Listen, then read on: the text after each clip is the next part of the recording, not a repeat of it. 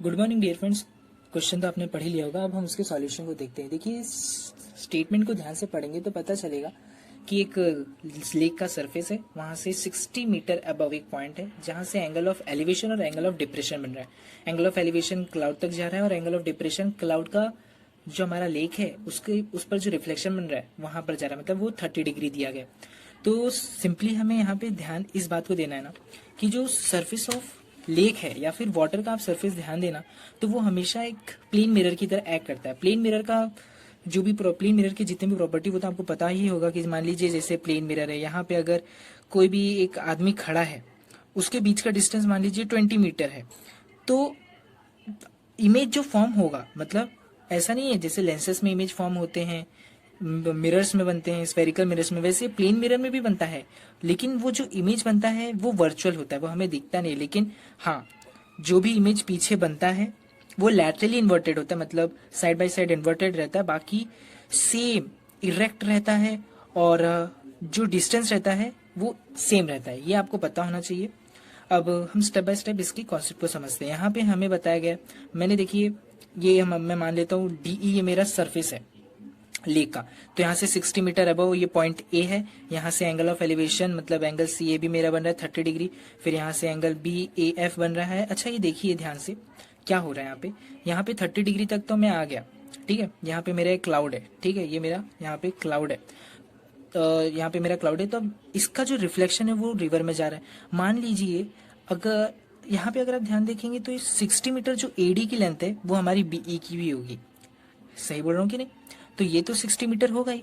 अब बीसी की बात आती है। बीसी का जो डिस्टेंस रहेगा, बीसी के जो डिस्टेंस रहेंगे अल्टीमेटली अगर देखेंगे तो ईसी जो डिस्टेंस रहेगा ना, वही सेम डिस्टेंस हमारा रिफ्लेक्शन में बनेगा, क्योंकि जो चीज मैंने यहाँ पे आपको लॉ बताया ना कि ये 20 मीटर रहेगा तो ये भी 20 मीटर रहेगा। तो इसलिए यहाँ पे मैंने बीसी को लेट किया है एच। मान लेता हूँ ये एच है, बीसी के बीच का डिस्टेंस एच है और ये 60 मीटर तो यहाँ हमें दिया ही है। तो एच प्लस 60 जो है वो यहाँ पे नीचे आएगा। ये मेरा सरफेस ऑफ लेक है, तो मतलब यहाँ पे h प्लस 60 ये तो मेरा फिक्स हो गया कि जो ऊपर रहेगा वही नीचे आएगा। तो इतना तो आप समझ जाइए। अभी हम आगे देखते हैं।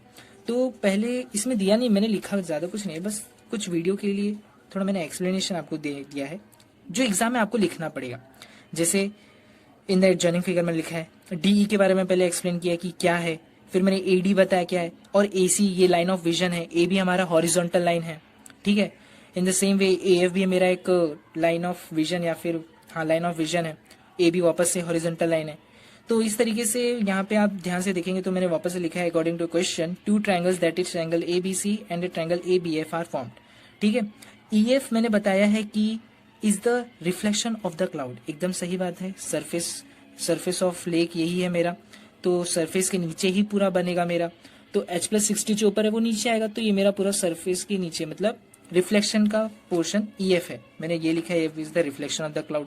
फिर उसके बाद हाँ वही मैंने जो बताया वो मैंने नोट में लिखा है कि surface of lake always act as plane mirror, ताकि आप समझ जाए, ठीक है। अब देखिए यहाँ पे मैंने ए बी को एक्स लेट किया है, क्योंकि देखिए जब भी दो ट्रायंगल फॉर्म होते हैं ना तो ट्रिग्नोमेट्री में वर्ड प्रॉब्लम्स को सॉल्व करने के लिए आपको ये जरूरत पड़ता है कि किसी कॉमन साइड को ले ले, वो चाहे परपेंडिकुलर हो या बेस हो, ठीक है। कोई वेरिएबल से आप डिनोट कर दीजिए। जैसे मैंने बीसी को एच ले लिया, वैसे मैंने ए बी को एक्स ले लिया। देखिए दोनों में कॉमन रहेगा, इसलिए मैंने एक्स यहाँ पे लिया है, क्योंकि ए बी इस ट्रायंगल में भी है और ए बी इस ट्रायंगल में भी है, इसलिए ए बी को मैंने एक्स वेरिएबल से लेट किया है। तो इन ट्रायंगल ए बी सी मैंने tan 30 की वैल्यू ली है, तो सॉरी tan 30 का मैंने यूज किया है, तो उसके ट्रिग्नोमेट्रिक रेशियोज और उसकी जो भी एंगल्स हैं उनके मेजर को यहाँ पे दिया था, तो उनकी वैल्यू रखी। tan 30 की वैल्यू होती है 1/√3, और अगर इसका ट्रिग्नोमेट्रिक रेशियो देखें दैट इज tan थीटा, तो वो हमारा अपोजिट अपॉन एडजेसेंट होता है, that is BC upon BA, तो h अपॉन एक्स हो गया इन दिस वे। और हमेशा याद रखिए जो आपका कॉमन है ना, मतलब x तो आप दोनों में कॉमन है तो आप उसकी वैल्यू ही निकालेंगे, तो x इजिकल्स टू √3h आ गया मेरा।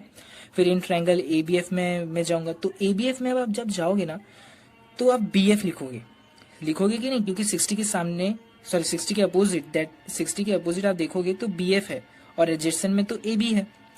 और ए एफ तो हमारा हाइपोटेनस है, ठीक है, ये एडजेसेंट नहीं है, ये भी हमारा एडजेसेंट है, ए एफ तो मेरा हाइपोटेनस है क्योंकि 90 के सामने वाले को हाइपोटेनस बोलते हैं।